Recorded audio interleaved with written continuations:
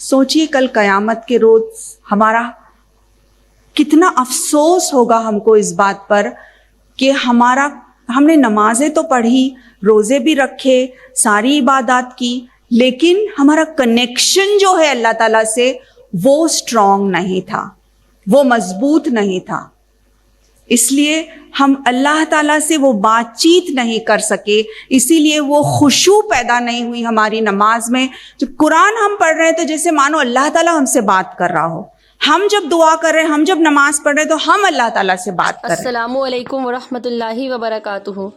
Doctor Zakir Naik کی wife doctor فرحت نائک نے بھی لوگوں کے سامنے ایسی اسپیچ دی جس سے وہاں موجودہ عورتیں کافی متاثر ہوئیں، اور ڈاکٹر فرحت نائک کی اسپیچ کو سوشل میڈیا پر لوگوں نے بہت پسند کیا.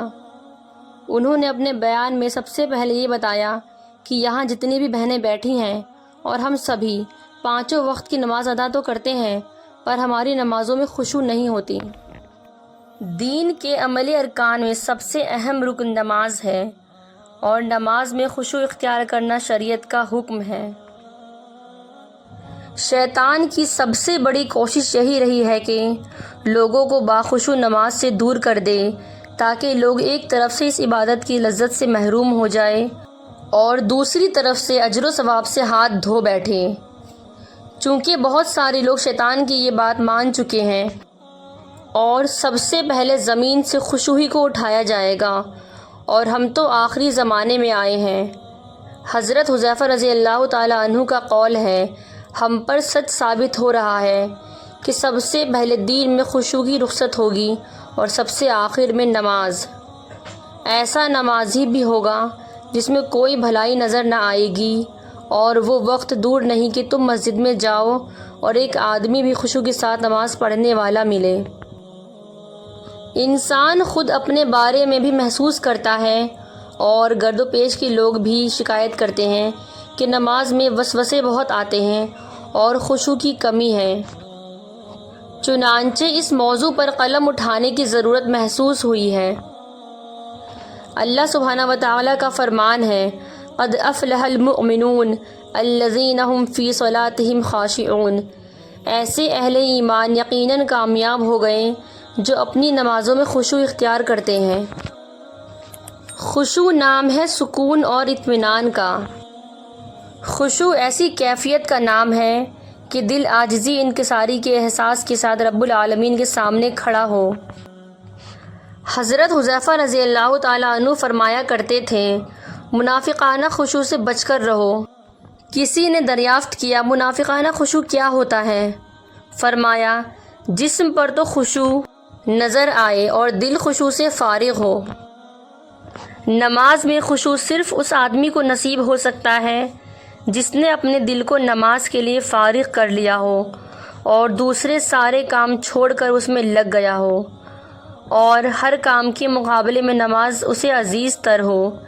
صرف اس صورت میں نماز اس کے دل کا سکون اور آنکھوں کی ٹھنڈک بن جاتی ہے، جیسا کہ رسول صلی اللہ علیہ وسلم کا فرمان ہے، میری آنکھوں کی ٹھنڈک نماز میں رکھ دی گئی ہے. نماز میں خشوع کے علاوہ ڈاکٹر فرحت نائک نے تہجد اور دعاؤں کی فضیلت بتائی، اور یہ بھی بتایا کہ اللہ ہم سے یہ ضرور پوچھنے والا ہے کہ ہم نے اپنی زندگی میں خاص کر اپنی جوانی کیسے بتائی. وہ اسٹرانگ نہیں تھا، وہ مضبوط نہیں تھا، اس لیے ہم اللہ تعالیٰ سے وہ بات چیت نہیں کر سکے، اسی لیے وہ خشوع پیدا نہیں ہوئی ہماری نماز میں. جب قرآن ہم پڑھ رہے ہیں تو جیسے مانو اللہ تعالیٰ ہم سے بات کر رہا ہو. ہم جب دعا کر رہے ہیں، ہم جب نماز پڑھ رہے ہیں تو ہم اللہ تعالیٰ سے بات کر رہے ہیں. تو ہمارا یہ ریلیشن شپ جو ہے اللہ تعالیٰ سے، جو بانڈنگ ہے پیاری بہنوں، اس کو ہم کو بہت مضبوط بنانا ہے. پھر دوسری اہم بات یہ کہ اللہ تعالیٰ قرآن میں فرماتا ہے کہ اللہ تعالیٰ نے زندگی اور موت دونوں کو ہمارے لیے آزمائش بنا کر بھیجا ہے. سورہ ملک چیپٹر نمبر 67 ورس نمبر 2 میں اللہ تعالیٰ فرماتا ہے، الذی خلق الموت والحیات لیبلوکم ایکم احسن عملا، کہ میں دیکھوں کہ تم میں سے کون ہے جو احسن عمل کرتا ہے. تو اللہ رب العالمین نے ہماری زندگی کو ایک آزمائش بنایا. اب ہمارے لیے یہ ہے کہ ہم اس میں بڑھ چڑھ کر جو ہے اللہ کے آگے ثابت کریں کہ اللہ تعالیٰ میں کامیاب بندوں میں شامل ہونا چاہتی ہوں. اور جہاں تک ہمارے بچے, ہمارے خاندان, ہماری فیملی ہے پیاری بہنوں, اس کو بھی اللہ تعالیٰ نے ٹیسٹ بنایا.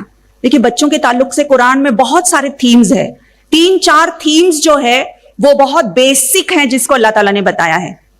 المال والبنون زینت الحیات الدنیا, ہے نا, بچوں کو اور فیملی کو اللہ تعالیٰ نے زینت بنایا.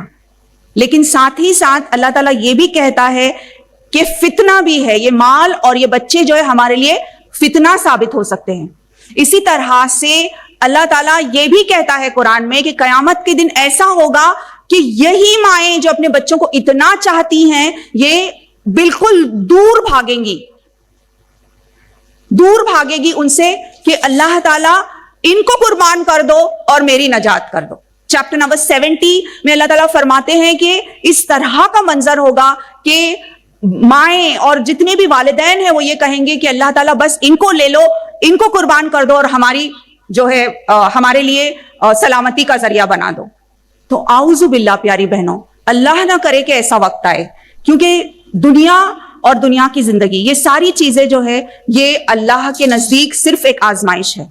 تو کیا ہم یہ سمجھ رہے ہیں کہ یہ ہمارے لیے آزمائش ہے, اور کیا ہم سچ مچ اس طرح کا طرز عمل کر رہے ہیں ہر لمحہ یہ سوچ کر کہ کیا رب میرا راضی ہو رہا ہے اس سے؟ پھر تیسری اہم بات یہ ہے عزیز بہنوں کہ دعا جو ہے ایک ایسا ہتھیار ہے جس کا امت مسلمہ نے بھرپور استعمال نہیں کیا ہے. دعا کو ہم انڈر ایسٹیمیٹ کرتے ہیں, جبکہ دعا ایسی چیز ہے کہ ایک بہت ہی زیادہ پرزور ہتھیار ہے ہمارے پاس, جس کا اگر ہم نے صحیح استعمال کیا تو ہماری دعائیں اللہ تعالیٰ قبول کرتا ہے. اور کون سا وقت ہے جس وقت دعا سب سے زیادہ قبولیت کی گھڑی ہوتی ہے؟ تہجد کا وقت.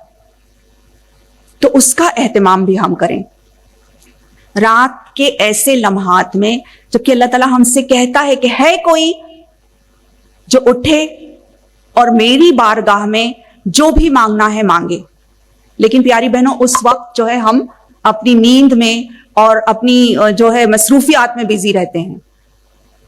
فرض کیجئے کہ آپ کو ایک اعلان کر دیا جائے کہ کل صبح تہجد کے وقت, صبح کتنے بجے تہجد کا وقت ہوتا ہے؟ تقریباً 4 بجے نا, یہاں پہ سمجھیے 40 منٹس پہلے 4:40 کو فجر ہے, تو 3:45 یا 4 بجے آپ کے دروازے پر ایک دستک ہوگی اور آپ کو حلال منی, حلال رزق آپ کو دیا جائے گا. جو بھی دروازے کی دستک پر دروازہ کھولے گا اس کو جو ہے $10,000 دیے جائیں گے. تو آپ کا کیا طرز عمل ہوگا؟ حلال منی ہے, اللہ کی طرف سے ہے, ہم تیاری کریں گے نا اس بات کی کہ فوری طور پر جلدی سو جائیں, الارم سیٹ کریں گے, جتنے بھی جو ہے پروویژنز ہیں وہ ہم کر لیں گے تاکہ ہم یہ اپرچونٹی جو ہے اس کو مس نہ کریں. تو پیاری بہنوں, اللہ تعالیٰ جو رحمت, جو برکت اور جو اللہ کا جو کرم ہے وہ ہم پر نازل کرتا ہے, کیا وہ $10,000 سے زیادہ نہیں ہے؟ اور پھر آپ کے لیے تو دروازہ کھلا ہے, ہمارے لیے تو دروازہ کھلا ہے اللہ تعالیٰ کا کہ ہم جو بھی مانگے اللہ تعالیٰ وہ دیتا ہے. شرط یہ کہ وہ ہمارے لیے اچھا ہو, وہ حلال ہو, وہ خیر ہو اس میں, تو اللہ تعالیٰ اس کو ضرور دے گا ہم کو. تو جب ہم اٹھیں تو ہم اللہ سے مانگے.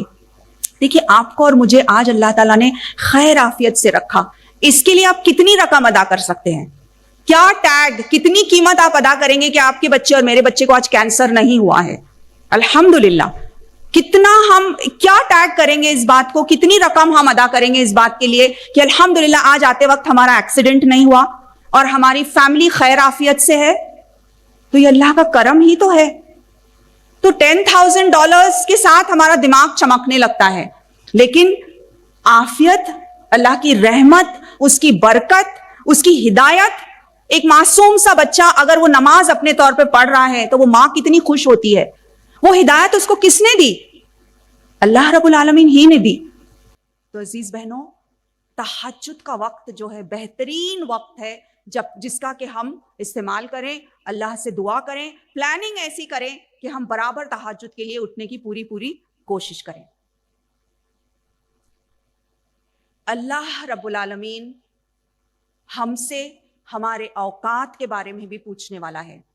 ہم نے ہماری زندگیاں کہاں گزاری, ہماری جوانی کیسے صرف کی, یہ سوال, اس کا جواب جب تک ہم نہیں دیتے اللہ تعالیٰ کے آگے سے ہم ہٹ نہیں سکتے پیاری بہنوں. تو میں اپنی بات کا اختتام جو ہے خاص طور پہ میری نوجوان بہنوں سے کروں گی، کیونکہ آپ جو ہیں پیاری بہنوں، آپ اس قوم کا سرمایہ ہیں. You are the future leaders of this امہ. اور آپ کا کیا ویژن ہے، آپ کا کیا مشن ہے، آپ کیا کرنا چاہتی ہیں امت مسلمہ کے لیے؟ اور علامہ اقبال کے الفاظ میں بہت خوب کہا انہوں نے کہ کبھی اے نوجوان مسلم تدبر بھی کیا تو نے، وہ کیا گردوں تھا تو جس کا ہے ایک ٹوٹا ہوا تارا. تجھے اس قوم نے پالا کہ آغوش محبت میں کچل ڈالا تھا جس نے تاجے سرے داراں. آپ میں سے ہر ایک بہن جو یہاں بیٹھی ہے ایک تحریک رکھتی ہے اور اپنے آپ میں ایک لیڈر ہے اور اس دنیا کے سامنے ایک بہترین مثال قائم کر سکتی ہے. میری پیاری بہنوں، آپ